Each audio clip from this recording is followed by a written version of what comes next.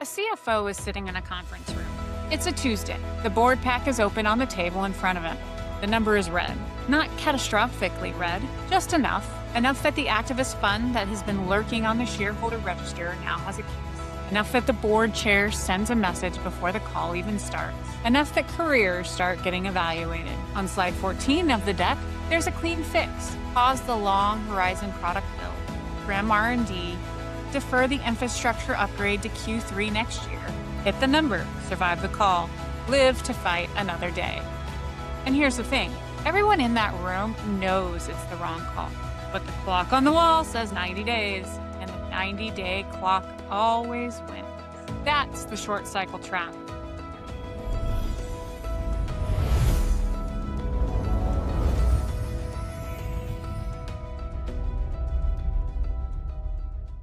Welcome to Unstoppable. This episode is about why decision quality is collapsing. Not because people are getting dumber, not because the talent pool is shrinking, but because three massive systems have quietly hijacked the time horizon of every leader, operator, and high-performing individual operating in the modern world. More importantly, it's about the architecture that the best operators build to escape it. So before we step into the decision room, you need to understand the environment you're actually operating in. There are three systems running simultaneously around you right now. They look completely different on the surface, but they share one structural property that makes them all dangerous. System one, the public markets. Every 90 days, a publicly traded company answers one question. Did you beat the number? Not, did you make a durable decision? Not, did you build something that will compound over a decade? Did you beat the number? A survey of more than 400 senior U.S. CFOs and CEOs found that 78% admitted they would sacrifice real long-term economic value, delaying valuable projects, cutting high ROI research, etc., in order to deliver smooth quarterly earnings. Not because they wanted to, because the system in front of them rewarded the quarter and punished everything else. System two, the election cycle. Every 2 to 4 years, a politician answers one question. Did you survive the primary? And what survives primaries in the modern media environment is not policy effectiveness. It's tribal identity activation. Social psychologist Jonathan Haidt spent years documenting what he calls the elephant and the rider. The idea that our moral reasoning isn't rational at all. Intuition moves first. Tribal identity moves first. Reasoning shows up afterward to construct justification for what we've already decided. In any high-velocity, identity-charged environment, the conclusion comes before the argument. The argument exists to perform alignment, not to discover truth. System three, algorithm. Your phone, your social feed, your content environment optimized for engagement, which correlates with one specific emotion, outrage. Not insight, not nuance, outrage. One study found that just 20 minutes of heavy social media use measurably reduced activity in the prefrontal cortex, the part of the brain responsible for impulse control and long horizon decision making. Participants became more likely to pick smaller, immediate rewards over larger, delayed ones. The platform isn't just changing what you think, it's changing how you think. Now here's the through line. Quarterly capitalism, the election cycle, the algorithm. Three completely different domains, one shared property. They reward short cycle performance and systematically punish long cycle investment. And here's the part that should land heavily. These systems don't just shape institutions. Over time, they train the individuals operating inside them to think in their image. Every quarter you hit by cutting the right investment, you get better at making that trade. Every tribal take you echo because the room rewards it. Your first principles muscle get a little softer. Every notification you answer, instead of the deep work gets harder to access. The short cycle isn't out there, it's in here. I want to put two men in a room together because the contrast is the clearest illustration of what we're actually talking about. Jack Welch became CEO of General Electric in 1981. What he built over the next 2 decades was the most celebrated short cycle machine in American corporate history. 80 consecutive quarters of hitting or beating Wall Street's earnings expectations. An unprecedented streak. GE became the most valuable company in the world. Welch was on the magazine covers. His methods were copied in boardrooms across America and Europe. What he actually built was a financial engine that existed largely to smooth numbers. GE's financial division grew from a small internal unit to 40% of the company revenue and 60% of profits. Not because it created durable value, but because it allowed the company to move numbers across a sprawling international web of subsidiaries to meet whatever target an analyst expected. Meanwhile, real manufacturing got hollowed out. Long horizon R&D got cut, factories got sent overseas. The quarterly machine ran beautifully for 20 years. When the 2008 financial crisis hit, the overextension into subprime mortgages and short-term financial products turned catastrophic. By 2021, GE, once the most valuable company on the earth, announced it would break itself into three separate businesses. The 80-quarter streak had been funded by the company's long-term vitality. Now, put Warren Buffett in the same room. Buffett built the most consistent long-term investment record in history, running an insurance conglomerate out of Omaha, Nebraska. Since 1965, Berkshire Hathaway has compounded at roughly double the rate of the S&P 500, producing a total return more than 100 times the broader market over that period. But here's what most people skip when they tell the Buffett story. He didn't just think longer, he built differently. Berkshire issues no quarterly earnings guidance. Buffett tells shareholders explicitly not to fixate on year-to-year marks. His shareholder letters are written for the owner who plans to hold for a decade. And critically, Berkshire's shareholder base self-selects for long-term orientation, which means Buffett has never once managed activist pressure for a quarterly beat. He didn't build stronger willpower. He built different architecture. That distinction is the entire argument.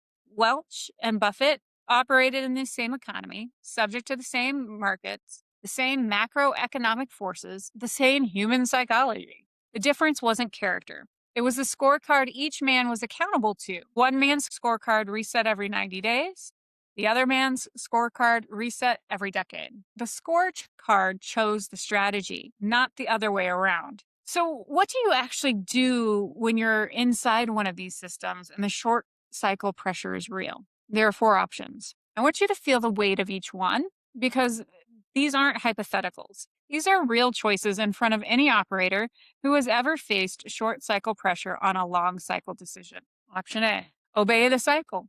Optimize everything for the next report, the next review, the next selection. Hit the number, say what the base wants, chase the metric that moves fastest. In the short term, this works. Stocks beat, approval holds, career survives. GE ran this option for 20 years. The problem is that obedience to the short cycle is a tax on the decade. You pay it in increments, small enough that each individual charge feels reasonable. And one day you look up and the business, or the institution, or the career has been hollowed out from the inside by 1,000 individually rational decisions. Option B, ignore the cycle. Refuse to engage with the short-term metrics entirely. Focus exclusively on the long horizon and treat the next quarter as noise. This philosophically is clean and practically lethal. If you miss the short cycle badly enough, you don't stay in the seat long enough to see your long-term bets materialize. The CEO who refuses to manage the quarter can be replaced before the decade horizon pays off. You cannot build a 10-year outcome from a position you no longer hold. Option C, default to the system. Don't consciously choose a time horizon at all. React to whoever is loudest. Answer the most urgent email. Follow the pressure. This feels like responsiveness. It feels like being on top of things. It is the most dangerous option on this list because it is invisible. You are not making a decision. The system is making it for you, and the system always chooses now. Option D. This is where the elite operators live. Perform the cycle. Optimize the decade. Meet minimum short-term expectations, keep the board off your back, the stakeholders engaged, the operational metrics from triggering a crisis, but route your real energy, your real bets, your real investment of time and intention to the 3 to 10-year horizon that will determine whether you've built something or just managed something. Use the cycle as cover, not a compass. Let me show you what option D actually looks like in practice. Because it doesn't look the same in every operator. It has to be built to fit the environment. Jeff Bezos, 1994, he's a senior vice president at a hedge fund in New York. He has a clear career path, a good salary, and he wants to leave all of it to start an internet bookstore that most people around him think is a bad idea. The conventional decision framework, expected value analysis, career risk assessment, probability of success, all pointed the same direction: stay. The rational answer was stay. But Bezos ran a different framework. He called it the regret minimization framework. The logic is simple: project yourself to age 80. From that vantage point, look back at the decision you're facing now. Ask, will I regret not doing this? If the answer is yes, do it. What that framework does is precise. It stretches the evaluation window so far that the short cycle costs, the lost bonus, the career risk, the uncertainty barely register at a 50-year horizon. The pain of a failed startup at age 80 is small. The pain of never having tried dominates. Bezos later said the framework made the Amazon decision incredibly easy, not because the risk disappeared, because the time horizon change made the relevant risks obvious. That's the first escape architecture. Shift your evaluation horizon before you evaluate the decision. Andy Grove, 1985, Intel is getting crushed in memory chips by Japanese manufacturers. The business they built the company around is becoming uncompetitive, and everyone inside Intel has too much identity, too much history, too much sunk costs in the memory business to see the situation clearly. Grove asked co-founder Gordon Moore a single question: if we got kicked out and the board brought in a new CEO tomorrow, what would he do? Moore answered immediately: get us out of memories. Grove's response: then why don't we walk out that door, come back in, and do it ourselves? That's the outsider test. It works for one specific reason. The outsider has no attachment to sunk costs, no identity invested in the current answer, no short cycle earnings to protect. The outsider only cares about what the business needs to do to be viable in 10 years. Intel pivoted to microprocessors, and that decision, made by simulating the perspective of someone already free from short cycle pressure, became the foundation of one of the most valuable technology companies in history. That's the second escape architecture: simulate the perspective of someone who's already been freed from the trap. Buffett's move, as we've established, is structural. He didn't develop a better framework for making decisions inside the short cycle system. He rebuilt the system itself. No guidance, long horizon shareholders, no quarterly performance targets for managers. The architecture removes the pressure before any individual decision is made. That's the third escape architecture. If you cannot change the incentive system you operate within, change which system you operate within. 3 different moves. Bezos shifted their horizon. Grove simulated freedom from the present. Buffett rebuilt the environment. Same target: escape the 90-day gravity well. Let me give you the empirical picture, because this isn't philosophy. McKinsey's Corporate Horizon Index studied 615 large and mid-cap U.S. companies over a 14-year period and sorted them by whether they operated with a long or short-term orientation. The results were not close. Revenue of long-term firms grew 47% more on average than short-term firms. Earnings grew 36% more. Economic profit, accounting for cost of capital, grew 81% more. Long-term firms spent nearly 50% more on R&D cumulatively. And here's the data point I find most instructive. Long-term firms increased their R&D spending during the financial crisis, while short-term firms cut it. That unconditional protection of long cycle investment, precisely when short cycle pressure was highest, is what produced the divergence in the decade that followed. They didn't win because they were smarter. They won because they protected the bet when the short cycle machine was loudest. On the other side of the ledger, GE's financial collapse is not an anomaly. It is the canonical outcome of short cycle optimization run to its logical conclusion. And the political system tells the same story at institutional scale. When every elected official optimizes for base activation and primary survival, which is what the 2-year cycle rewards, the collective result is a political system that cannot make decisions at long-term horizons. Infrastructure, healthcare, debt, climate, these are all multi-decade problems. They sit unsolved inside a system optimized for the next primary. The individually rational move, played by everyone simultaneously, produces collectively irrational outcomes. That is the trap, stated precisely. So 4 principles, each one specific enough to be actionable. If any of these sound generic, I haven't done my job. Principle 1, your scorecard is your strategy. Not your value statement, not your vision slide, your scorecard. If your primary performance metric is this quarter's pipeline, this year's comp, this month's follower count, your behavior will converge to that horizon, regardless of what you say your priorities are. The Columbia CFO research is definitive on this. 78% of executives will sacrifice long term value to hit the near term number. They're not irrational. They're optimizing the wrong scorecard. If you haven't deliberately chosen a long cycle scorecard for the decisions that actually determine your trajectory, the system already chose a short cycle one for you.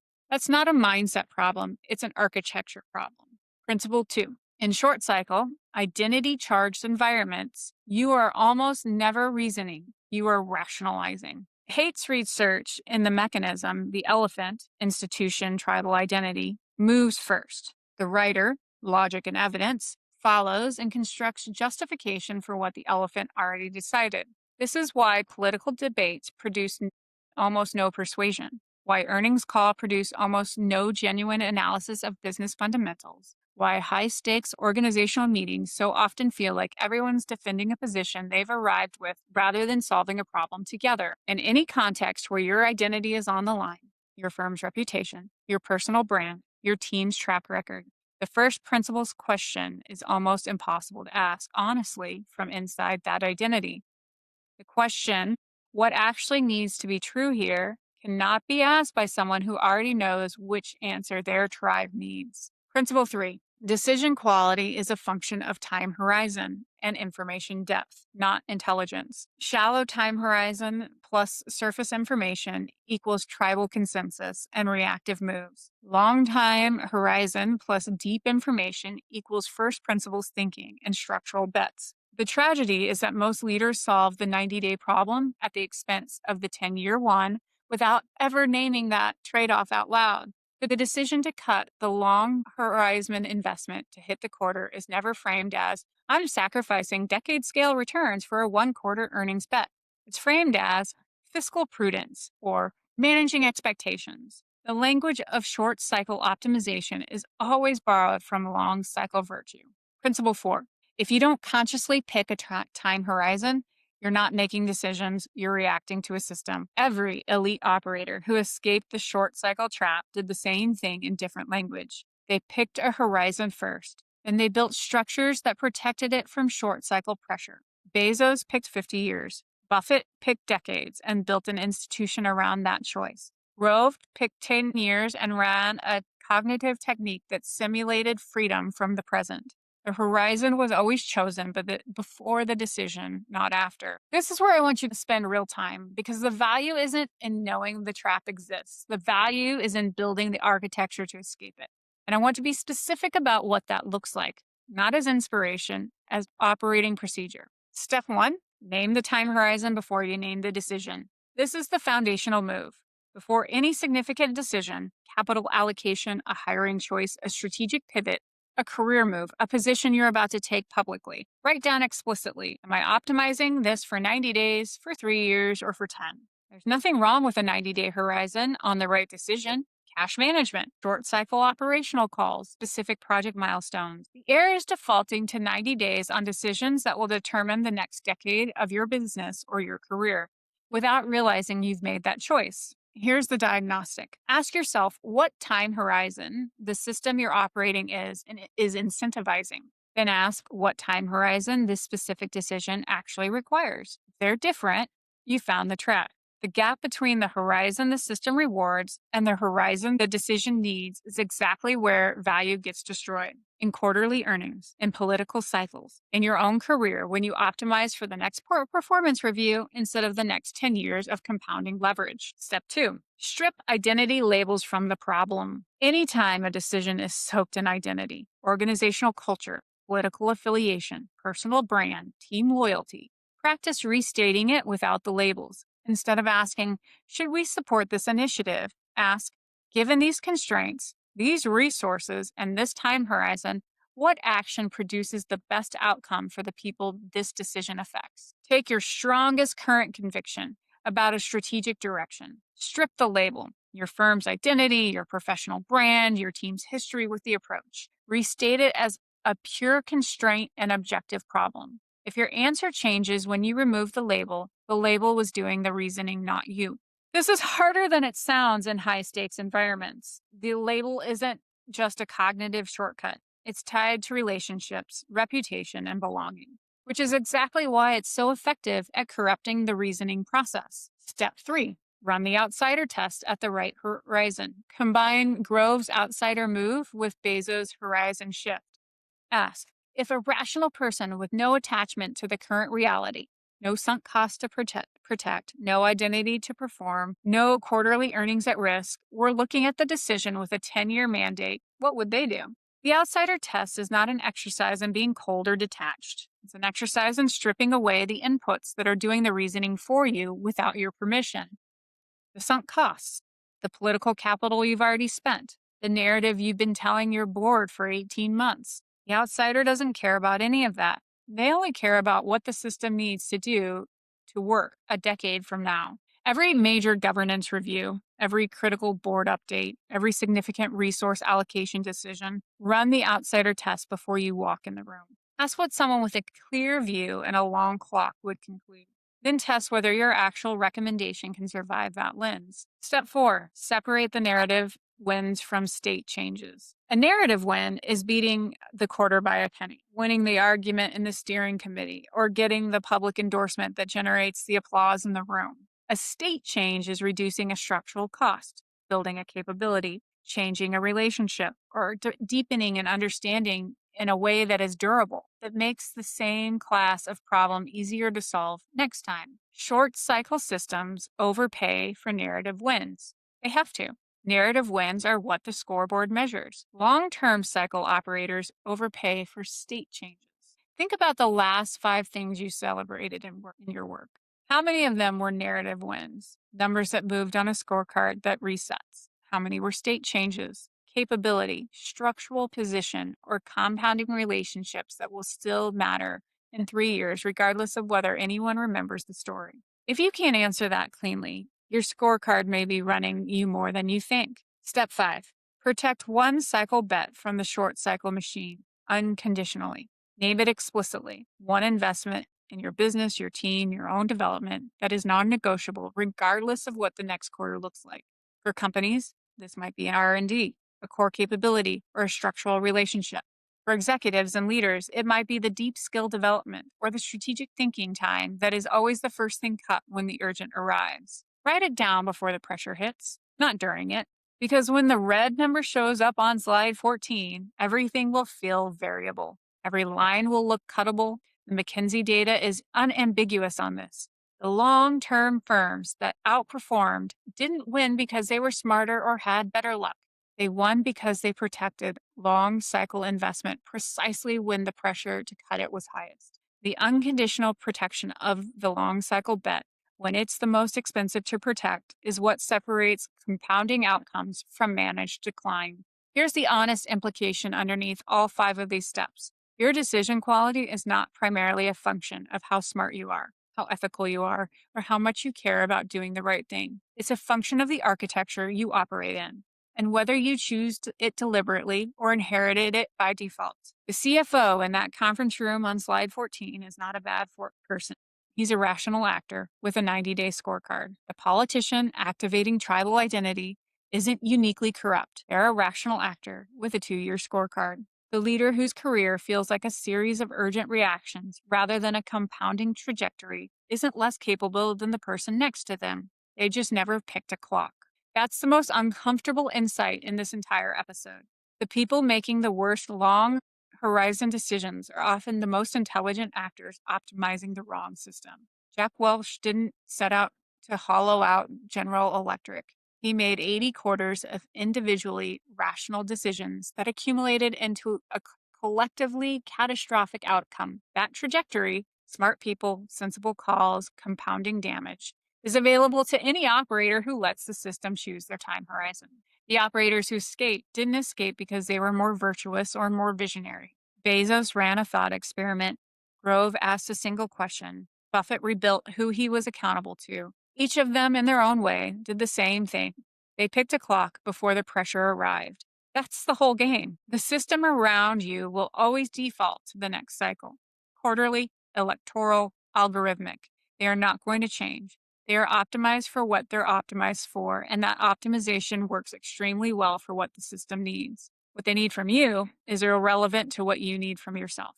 So here's the question I want you sitting with. What is the most important decision in front of you right now? And who actually chose the time horizon you're evaluating it on? If the honest answer is the system, not you, you now know exactly what to do first. Until next time, stay unstoppable.